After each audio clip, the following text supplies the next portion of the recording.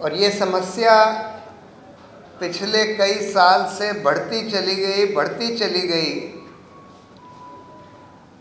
और इस वजह से भी बढ़ गई क्योंकि इस मौजूदा सरकार ने कई ऐसे फैसले लिए।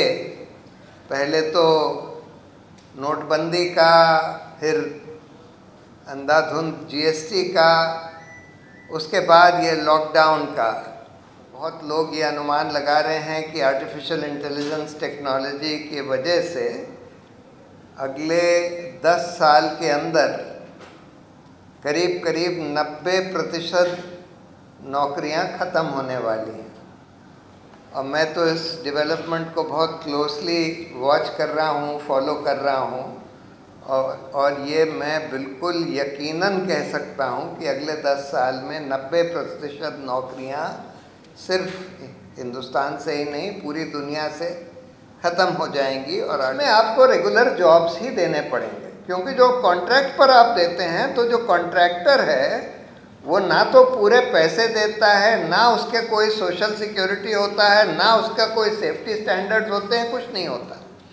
और इसलिए लेबर का खूब एक्सप्लॉयटेशन हो रहा है कॉन्ट्रैक्ट लेबर के थ्रू।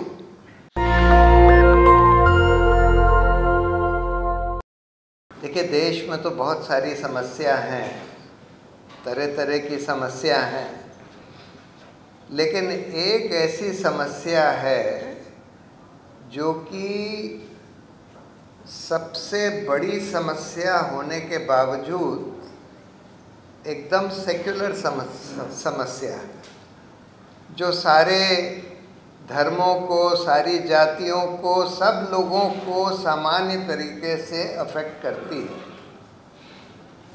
वो बेरोजगारी की समस्या है। और ये समस्या पिछले कई साल से बढ़ती चली गई और इस वजह से भी बढ़ गई क्योंकि इस मौजूदा सरकार ने कई ऐसे फैसले लिए। पहले तो नोटबंदी का, फिर अंधाधुंध जीएसटी का, उसके बाद ये लॉकडाउन का। वैसे तो खैर इस सरकार को, जैसे आप लोगों को पता है, इस सरकार की कोई इसमें इच्छा है ही नहीं कि इस समस्या से डील किया जाए, निपटा जाए, इसको कम किया जाए। लेकिन उसके अलावा इन्होंने ऐसे फैसले लिए। और ये जो अब आर्मी में जो क्या कहते हैं इसको, जो हाँ, अग्निपथ, अग्निवीर वाला जो फैसला लिया है, जिससे भी और ये समस्या बढ़ रही है। और अभी जो टेक्नोलॉजी में हो रहा है, पता नहीं आप लोग कितना फॉलो कर रहे हैं, आर्टिफिशियल इंटेलिजेंस का जो बहुत तेज़ी से विस्तार हो रहा है, उससे स्वाभाविक है कि ये समस्या और बहुत तेज़ी से बढ़ने वाली है। और बहुत लोग ये अनुमान लगा रहे हैं कि आर्टिफिशियल इंटेलिजेंस टेक्नोलॉजी की वजह से अगले 10 साल के अंदर करीब 90% नौकरियां ख़त्म होने वाली हैं। और मैं तो इस डेवलपमेंट को बहुत क्लोजली वॉच कर रहा हूँ, फॉलो कर रहा हूँ और ये मैं बिल्कुल यकीनन कह सकता हूँ कि अगले 10 साल में 90% नौकरियाँ सिर्फ हिंदुस्तान से ही नहीं, पूरी दुनिया से ख़त्म हो जाएंगी और आर्टिफिशियल इंटेलिजेंस द्वारा होंगी। ये थोड़ी अच्छी बात है कि इसमें सबसे पहले जो नौकरियां ख़त्म होंगी वो होंगी डॉक्टरों की, वकीलों की, जो ऊपर का काम करने वाले लोग माने जाते हैं, उन लोगों की सबसे पहले ख़त्म होंगी। और जो लोग हाथ से काम करते हैं उन लोगों की सबसे आखिर में ख़त्म होंगी आर्टिफिशियल इंटेलिजेंस के चलते हुए, क्योंकि इसमें सबसे ज़्यादा तेज़ी से प्रगति हो रही है डिजिटल इंटेलिजेंस में, और उससे थोड़ा कम तेज़ी से प्रगति हो रही है मैकेनिकल रोबोट्स में, जो हाथ से काम कर सकें। तो हाथ से काम करने वालों की नौकरियां सबसे आखिर में जाएंगी, लेकिन जो दिमाग से काम करते हैं उन लोगों की नौकरियां जो हैं सबसे पहले ख़त्म होने वाली हैं, और बहुत जल्द होने वाला है ये। बहुत सारा तो ऑलरेडी हो रहा है और बहुत सारा अगले 5, 6, 7 साल में होने वाला है। और मेरा तो खैर ये मानना है कि 10 साल के अंदर ऐसी स्थिति बन जाएगी जहाँ पर आर्टिफिशियल इंटेलिजेंस ही हमारी सोसाइटी का कंट्रोल अपने हाथ में ले लेगी, हमारी सोसाइटी का, हमारे प्लैनेट का कंट्रोल अपने हाथ में ले लेगी। बहुत सारे लोग ये मानते हैं कि उससे तो इंसानों को बड़ी तकलीफ़ हो जाएगी, हो सकता है वो हम सबको मार ही दें वगैरह वगैरह। मैं उसको नहीं मानता, क्योंकि मैं ये मानता हूँ कि जो इंटेलिजेंस का सबसे पहला प्रमाण जो होता है वो ये होता है कि कोई भी इंटेलिजेंट आदमी ये समझता है कि दूसरे को, किसी को नुकसान पहुंचाने से आप अपना भला नहीं कर सकते, दूसरे से कोऑपरेट करने से ही सबसे ज़्यादा भला कर सकते हैं। तो मेरा तो खैर निजी मानना ये है, मैं माइनॉरिटी में हूँ, कि ये जो आर्टिफिशियल इंटेलिजेंस आ रही है और जो 10 साल के अंदर मेरा मानना है कि हमारी सोसाइटी, हमारे पूरे विश्व को कंट्रोल करेगी, नियंत्रित करेगी, इससे मेरा मानना है कि हम लोगों को कोई नुकसान नहीं होने वाला। शायद वो इंसानों ने जिस तरह से मैनेज किया है पृथ्वी को और सोसाइटी को, उससे वो लोग बेहतर ही मैनेज करेंगे। लेकिन अभी कुछ साल के अंदर ही बहुत ज़बरदस्त अनएम्प्लॉयमेंट बढ़ने वाला है इसके कारण। इस सरकार ने जो किया है वो तो एक बात है, तो इसलिए ये एक ऐसी समस्या है जिससे जूझने के लिए हमको इवेंचुअली, जब सिर्फ 10% लोगों के पास ही नौकरियां रह जाएंगी, या 5 से 10% लोगों के पास, और 90% अनएम्प्लॉयड हो जाएंगे, तो क्या करेंगे? तो आपको यूनिवर्सल बेसिक इनकम प्रोवाइड करनी पड़ेगी कि हर एक जने को एक मिनिमम बेसिक इनकम, हर एक इंसान को मिनिमम बेसिक इनकम सरकार के द्वारा या जो भी अथॉरिटी है उसके द्वारा प्रोवाइड करी जाए। आर्टिफिशियल इंटेलिजेंस अगर रूल करेगी तो वो भी यही प्रोवाइड करेगी। तो जो एक हम लोग जो डिमांड कर रहे हैं कि भाई रोज़गार के अधिकार का कानून बनाइए, ये तो ऐसी चीज़ है कि उसके बगैर तो अब हमारी व्यवस्था चल ही नहीं सकती, आगे चल के उसके बगैर ये व्यवस्था चल ही नहीं सकती। और उसकी एक शुरुआत अब राजस्थान सरकार के द्वारा करी जा रही है। एक्चुअली नरेगा का जो कानून बनाया गया था वो यही सोच के बनाया गया था, दो वो थोड़ा लिमिटेड था कि भाई रोज़गार की बहुत बड़ी समस्या होती जा रही है, और इसको देखते हुए कम से कम जो लोग गांव में रहते हैं, जो रूरल हाउस होल्ड्स हैं, उसमें एक फैमिली में से एक आदमी को कम से कम साल में 100 दिन की नौकरी मिल सके न्यूनतम मजदूरी पर। अब हम लोग जो कह रहे हैं कि रोज़गार के अधिकार का कानून, वो एक तरह से इस नरेगा का ही बिल्कुल एक्सपैंडेड वर्जन है। यानी कि 100 दिन के बजाय हम कह रहे हैं कि पूरे साल, रूरल के बजाय हम कह रहे हैं कि सब लोगों को, रूरल अर्बन सबको, फैमिली में एक जने के बजाय हम कह रहे हैं सारे एडल्ट्स को। यानी कि हर एक एडल्ट को पूरे देश में कम से कम न्यूनतम मजदूरी पर रोज़गार का अधिकार होगा। और अगर उसको रोज़गार नहीं दिया जा सकता न्यूनतम मजदूरी पर भी, तो उसको कम से कम उसका आधा अनएम्प्लॉयमेंट अलाउंस मिलना चाहिए। तो ये तो ऐसी चीज़ है जिसके बगैर आगे व्यवस्था हिंदुस्तान में क्या, दुनिया में कहीं पर भी चल ही नहीं सकती। ये हम लोगों को अच्छी तरह से समझ लेना चाहिए। ये सिर्फ एक हमारा बेसिक आर्टिकल 21 की डिमांड देखिए। आर्टिकल 21 राइट टू लाइफ को सुप्रीम कोर्ट ने बोला है। राइट टू लाइफ का ये मतलब नहीं है कि सिर्फ जानवर की तरह आप जी सकें। उसका मतलब ये है कि आप डिग्निफाइड लाइफ लीड कर सकें, और डिग्निफाइड लाइफ के लिए कम से कम एक बेसिक इनकम की ज़रूरत है, एम्प्लॉयमेंट की ज़रूरत है। एम्प्लॉयमेंट अगर मिल सके तो बहुत अच्छी बात है, नहीं तो एक मिनिमम बेसिक इनकम आपकी होनी चाहिए डिग्निफाइड लाइफ के लिए। तो ये तो आर्टिकल 21 का हमारा मौलिक अधिकार है। तो ये तो बिल्कुल ऐसी डिमांड है जिसको कोई भी सेंसिबल सेन आदमी ठुकरा ही नहीं सकता।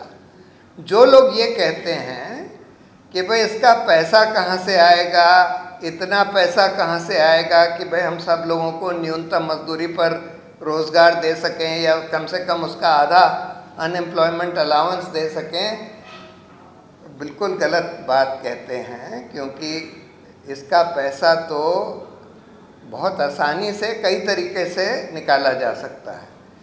इतनी ज़्यादा इनइक्वालिटी हो गई है पिछले खासकर कुछ सालों में। 1920 में या 21 में ये देखा गया कि जो नीचे के 50% लोग थे, जब ये कोविड आया उसके बाद, उनकी इनकम जो है 62% घट गई। 62% घट गई, मतलब ये ऐसा चौंकाने वाला फिगर है। 62% घट गई। और जो ऊपर के 5% थे उन लोगों की इनकम जो है बहुत बढ़ गई। इतनी ज़्यादा इनइक्वालिटी हो गई है कि अगर आप 1% वेल्थ टैक्स भी लगा दें, एनुअल वेल्थ टैक्स 1% लोगों की असली वेल्थ के ऊपर, और 30% एस्टेट ड्यूटी लगा दें, जो कि ज़्यादातर देशों में होती है। यानी कि जब किसी की मौत होती है तो उसकी वेल्थ सारी के सारी उसके बच्चों के पास ना चली जाए, उसमें से कम 30% स्टेट के पास आ जाए। सब देशों में होता है, हिंदुस्तान में बस ऐसा नहीं है। इसी से इतना पैसा निकल आएगा कि आप सब लोगों को न्यूनतम मजदूरी पर रोज़गार दे सकें। तो इसलिए ये तो बिल्कुल हमारी बेसिक डिमांड है। बाकी जो डिमांड्स हैं जिसका ज़िक्र सुबह ज़रूर हुआ होगा, ये जो हमारी भारत रोज़गार संहिता की जो बाकी डिमांड्स हैं कि भाई आप सरकार के जो रिक्त पद हैं उनको जल्दी से भरिए, आप पब्लिक सेक्टर में अंधाधुंध प्राइवेटाइजेशन नहीं करिए।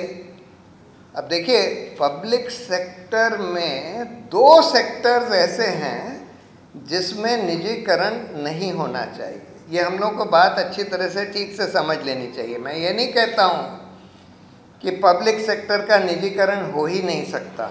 अगर पब्लिक सेक्टर कुछ ऐसे सेक्टर्स में है, जैसे मान लीजिए जूते बनाने की कंपनी है, कपड़े बनाने की कंपनी है, मान लीजिए वो पब्लिक सेक्टर में है। जूते बनाने और कपड़े बनाने की कंपनी ऐसी है कि उसमें पब्लिक सेक्टर को होना ज़रूरी नहीं है, उसका आप निजीकरण कर सकते हैं, सरकार उससे हट सकती है। क्योंकि जूता और कपड़े बनाने की बहुत सारी कंपनियां हैं, उनमें खूब अच्छा कंपटीशन है, और उसमें कोई ऐसे सब्सिडाइज करने की ज़रूरत नहीं है। लेकिन बहुत सारे ऐसे सेक्टर्स हैं जो बिल्कुल मोनोपोली सेक्टर्स हैं, जैसे रेलवे, एयरपोर्ट्स, पोर्ट्स, कई सेक्टर्स हैं जो नेचुरल मोनोपोलीज हैं। यानी कि उसमें आप कंपटीशन नहीं ला सकते। एक शहर में नॉर्मली एक ही एयरपोर्ट होता है, एक जगह एक ही पोर्ट होता है, और वो उस एरिया का मोनोपोली होता है, उस शहर की मोनोपोली होती है। अब जब से इन्होंने निजीकरण करना शुरू किया एयरपोर्ट्स वगैरह का, अभी 6 एयरपोर्ट्स पहले अडानी को दे दिए, फिर और कई सारे दे दिए, पोर्ट्स तो करीब करीब सारे ही अडानी को दिए जा रहे हैं। तो अभी हाल में खबर आई थी कि उन्होंने लखनऊ एयरपोर्ट में जो लैंडिंग फीस, जो फीस चार्ज करती है वो एयरपोर्ट, 6 गुनी बढ़ा दी। 6 गुनी एक बार में बढ़ा दी। जब आप प्राइवेट मोनोपोली बना देंगे तो वो तो जाहिर है कि लूटेंगे। सरकार ये कहती है कि नहीं नहीं वो रेगुलेटेड है, एयरपोर्ट अथॉरिटी उसको रेगुलेट करती है।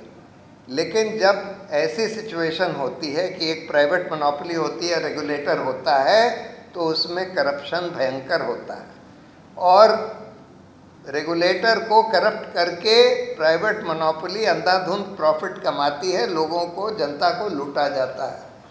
तो इसलिए जो भी मोनोपोलिस्टिक सेक्टर्स हैं, जो नेचुरल मोनोपोलीज हैं, उसमें बिल्कुल प्राइवेटाइजेशन नहीं होना चाहिए। एयरपोर्ट्स, पोर्ट्स, रेलवेज बिल्कुल नहीं होना चाहिए। और दूसरा, कुछ ऐसे सेक्टर्स होते हैं जहाँ पर सब्सिडी की ज़रूरत होती है, वहाँ प्राइवेट कंपनियाँ भी हो सकती हैं। जैसे हॉस्पिटल्स हैं, हेल्थ केयर है, एजुकेशन है, बैंक्स हैं। अब प्राइवेट स्कूल्स हो सकते हैं, प्राइवेट हॉस्पिटल्स हो सकते हैं, लेकिन क्योंकि न्यूनतम एजुकेशन और न्यूनतम हेल्थ केयर प्रोवाइड करने का दायित्व सरकार का होना चाहिए और है, इसलिए जो कमांडिंग हाइट्स हैं एजुकेशन सेक्टर के, हेल्थ सेक्टर के और बैंकिंग सेक्टर के, इन कमांडिंग हाइट्स पर हमारा पब्लिक सेक्टर होना चाहिए। जो अभी किया जा रहा है कि भाई धीरे धीरे करके सरकार एजुकेशन से निकल जाए, सब प्राइवेट कंपनियों को दे दिया जाए, प्राइवेट यूनिवर्सिटीज़ बना दी जाए, प्राइवेट स्कूल्स को दे दिया जाए, हेल्थ केयर से निकल जाएं, सब प्राइवेट हॉस्पिटल्स वगैरह बना दिए जाएं, अब तो खैर प्राइवेट मेडिकल कॉलेजेस वगैरह भी, बैंक से निकल जाएं, एक एक करके बैंक्स का प्राइवेटाइजेशन किया जा रहा है। तो ये बिल्कुल गलत है, क्योंकि मेन दायित्व इन सेक्टर्स में सरकार का है। तो इसलिए ये हमारी तीसरी डिमांड है। दूसरी डिमांड तो आपको बता ही दी कि भाई सारे जितने रिक्त पद हैं, सरकार जो अभी 1 करोड़ से ज़्यादा रिक्त पद हैं सरकार में सारी सरकारों में, पब्लिक सेक्टर का मिलाकर 1 करोड़ से ज़्यादा, और ये भरे नहीं जा रहे, और भरे भी जाते हैं कभी कभी तो खूब बेईमानी हो रही है। तो इसीलिए एक उसका टेम्पलेट बनाया गया है कि भाई किस तरह से आप उनमें भर्ती कर सकते हैं जिसमें बेईमानी ना हो और जल्दी से 6 महीने के अंदर सारी भर्तियां हो जाएं जितने रिक्त पद बचे हैं। और चौथा डिमांड जो है वो कॉन्ट्रैक्ट लेबर का। अभी हम ये देख रहे हैं, देखिए एक कानून बना था, contract labour abolition and regulation act. अभी तो उन सबको इन्होंने लेबर कोड्स में सब कानूनों को ले आए हैं। उसका मकसद बड़ा सिंपल था कि जो परमानेंट जॉब्स हैं, पेरेनियल जॉब्स हैं, वो आप कॉन्ट्रैक्ट पर नहीं दे सकते, उसमें आपको रेगुलर जॉब्स ही देने पड़ेंगे। क्योंकि जो कॉन्ट्रैक्ट पर आप देते हैं तो जो कॉन्ट्रैक्टर है वो ना तो पूरे पैसे देता है, ना उसके कोई सोशल सिक्योरिटी होता है, ना उसका कोई सेफ्टी स्टैंडर्ड्स होते हैं, कुछ नहीं होता। और इसलिए लेबर का खूब एक्सप्लॉयटेशन हो रहा है कॉन्ट्रैक्ट लेबर के थ्रू। और अब तो हम देख रहे हैं कि सरकार जो है टीचर्स के जॉब्स भी कॉन्ट्रैक्ट पर दे रही है। अंधाधुंध कॉन्ट्रैक्चुअलाइजेशन हो रहा है नौकरियों का। तो ये सब बंद होना चाहिए, जो कि एक एक्सप्लॉयटेशन का ज़रिया बन गया है। तो मेरा ये मानना है कि आज वो समय आ गया है हिंदुस्तान में कम से कम, जहाँ पर एक बहुत बड़ा आंदोलन रोज़गार के ऊपर लॉन्च किया जा सकता है, इन 4 बिंदुओं के ऊपर। और इस आंदोलन में बहुत तरह तरह के, देखिए युवा लोग तो उसके सबसे बड़े भुक्तभोगी हैं आज एम्प्लॉयमेंट के, अनएम्प्लॉयमेंट के। तो युवा वर्ग तो उसकी बिल्कुल अगुवाई करेगा, लेकिन युवा वर्ग के अलावा बहुत सारे हर वर्ग से लोग इसमें जुड़ जाएंगे। खासकर जो यूनियंस हैं, ट्रेड यूनियंस हैं, स्टूडेंट ऑर्गेनाइजेशंस हैं, स्टूडेंट तो खैर यूथ ही हुए, लेकिन हर तरह के लोग इसमें जुड़ जाएंगे। और ये आंदोलन मेनली सिविल सोसाइटी के द्वारा होना चाहिए। पॉलिटिकल पार्टी ज़रूर इसमें शिरकत करें, सपोर्ट करें, लेकिन इसका जो बिल्कुल फोरफ्रंट है वो सिविल सोसाइटी और संयुक्त युवा मोर्चा जैसे संगठनों के द्वारा होना चाहिए। और मुझे लगता है कि अगर हम लोग अगर इसको इमेजिनेटिवली इसका प्रयास करें तो अगले 1 साल में हिंदुस्तान में एक बहुत बड़ा आंदोलन खड़ा हो सकता है। उसके पॉलिटिकल इम्पैक्ट्स भी होंगे और जिन लोगों ने ये समस्या बढ़ाई है, खड़ी करी है, जो उसके लिए ज़्यादा जिम्मेदार हैं, खासकर मौजूदा सरकार, उसको उसका नुकसान, पॉलिटिकल नुकसान भी भुगतना पड़ेगा। तो मुझे बहुत खुशी है कि ये युवा हल्ला बोल ने इसकी एक अगुवाई करी और एक संयुक्त युवा मोर्चा का गठन कराया गया और आप लोग सब उसमें जुड़े हैं। और अगर हम लोग इमेजिनेटिवली और ईमानदारी से और पूरा ज़ोर लगाकर, दिल लगाकर, दिमाग लगाकर इस आंदोलन को खड़ा करते हैं तो मुझे कोई शक नहीं है कि ये जो भ्रष्टाचार विरोधी आंदोलन एक समय पर खड़ा हुआ था उससे भी बड़ा आंदोलन बन सकता है। नेशनल दस्तक की आपसे गुजारिश है कि अगर इसको बचाना चाहते हैं तो नेशनल दस्तक को सब्सक्राइब करने के लिए रेड कलर के सब्सक्राइब बटन को दबाएं, फिर बेल आइकन की घंटी दबाएं। नेशनल दस्तक को बचाने के लिए बहुत जरूरी है कि हर खबर को शेयर करें, लाइक करें, कमेंट जरूर करें।